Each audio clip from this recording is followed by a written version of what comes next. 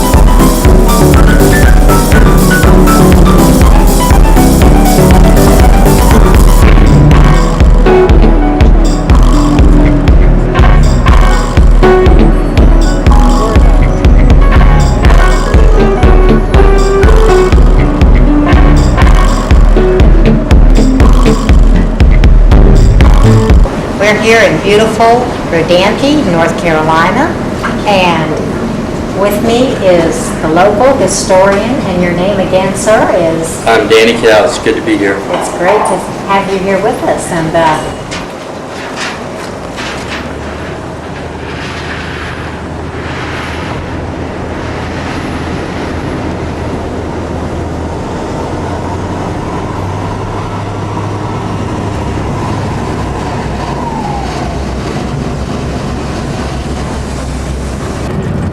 That's recording.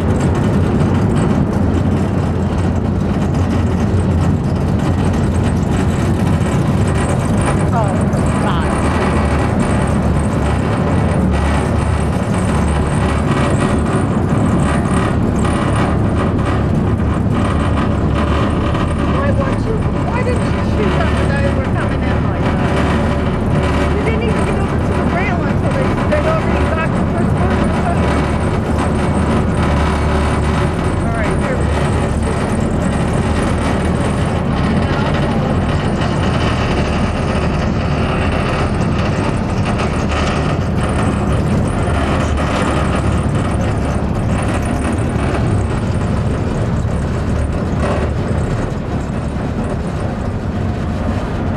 The pier is over there. We're turning around.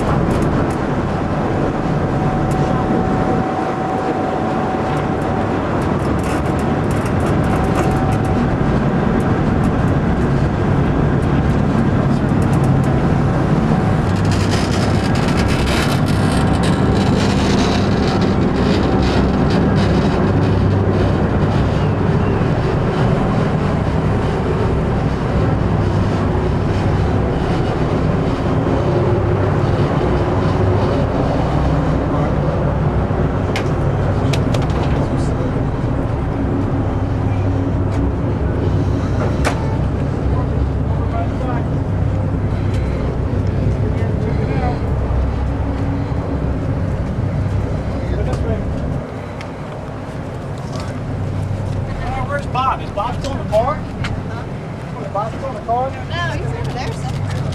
You getting seasick? Yes, maybe people will take the traffic away. This is riding too smooth for him. He getting seasick. Don't believe that nobody said. We'll follow over. They've been 30 years ago. Every time we get on this ferry. Every time. I am retired. Yeah. I know these been on kind of be around the maybe.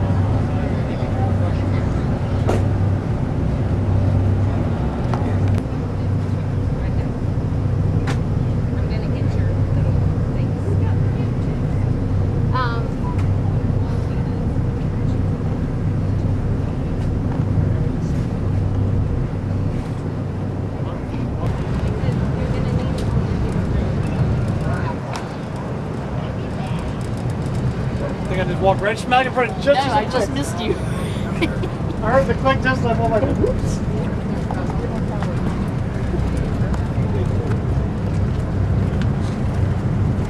I bought me a pair of juice yesterday. Is that the one? Oh.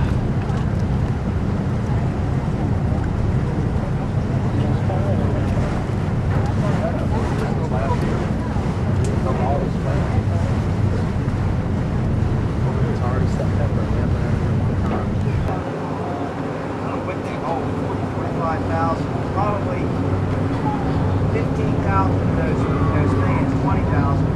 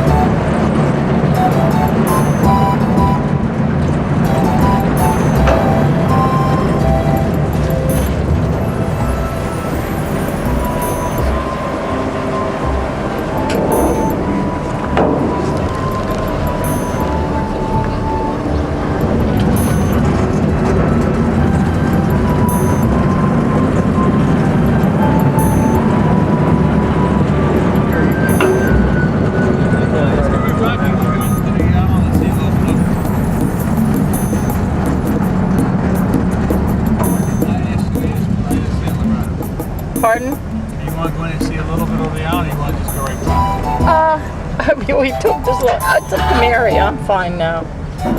I just.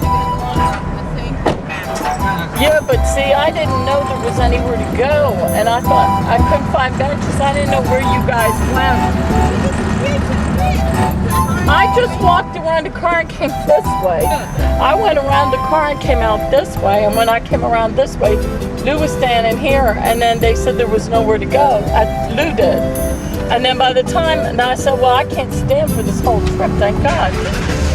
No, but I'm just saying, by the time they told me that there was a place, I'd already gotten in and sat in a chair, and then I fell asleep. I literally fell asleep. I was so tired.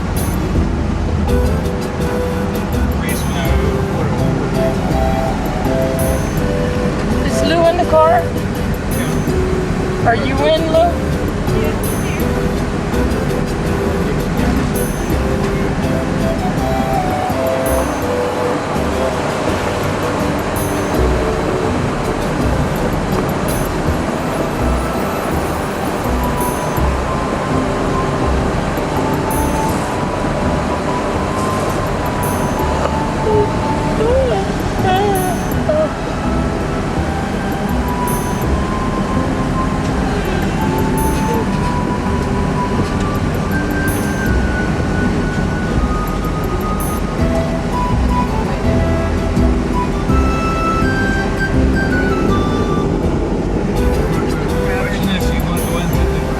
Well, I said to you, ask Mary. Mary, he's asking you a question.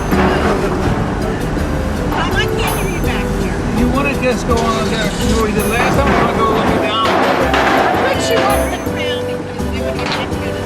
Oh, okay. No, we don't have to. What did you want to do?